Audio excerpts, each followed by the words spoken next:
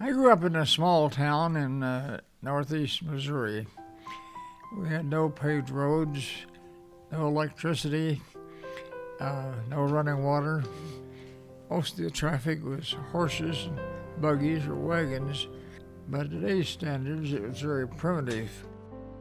The recruiting station was at Hannibal, Missouri, about 40 miles from where I lived. So my father took me down, and the recruiter put me up overnight, then took a train to St. Louis, and another train to Great Lakes. West Virginia was the last of the World War I battleships laid down, so it was commissioned in 1926. And battleships were kind of cheap in those days. It only cost $45 million to build. And I used to brag about my rich uncle who provided me with a $45 million home. I spent 10 years attached to it. The last 2.5, it was sunk, but I still was attached to it. So we're eating breakfast, heard these explosions, saw the smoke, and turned on the radio. He said, "We have been informed by Army and Navy intelligence that the island of Oahu is under enemy attack." A few minutes later, he came on and said the enemy has been identified as Japan.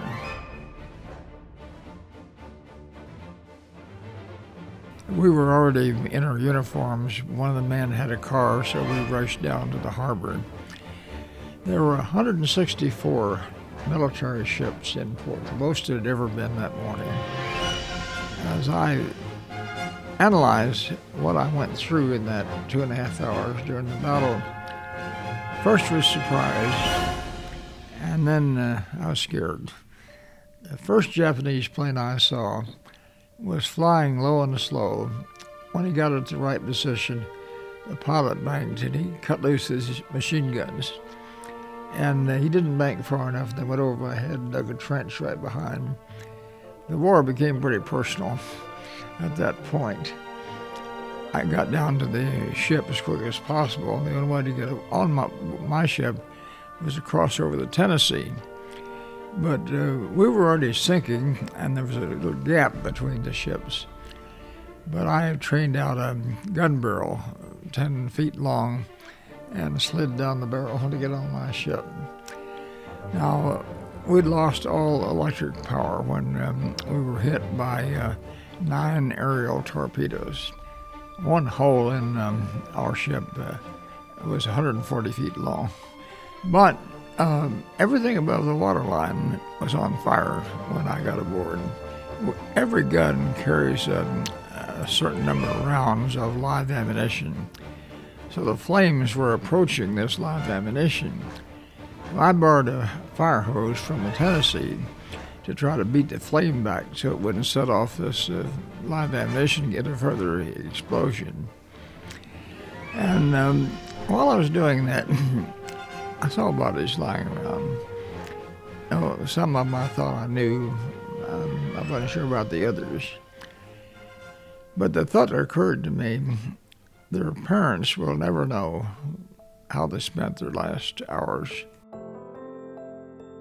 Now, there were no satellites, no radar.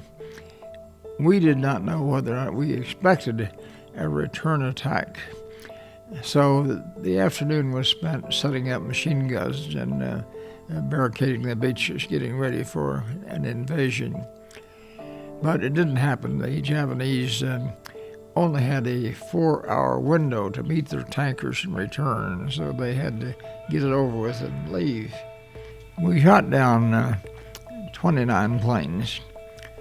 Another 74 were damaged so bad that when they got back to their carriers, they just pushed some of them right over in the ocean because it suffered that damage. So our men gave a good account of themselves.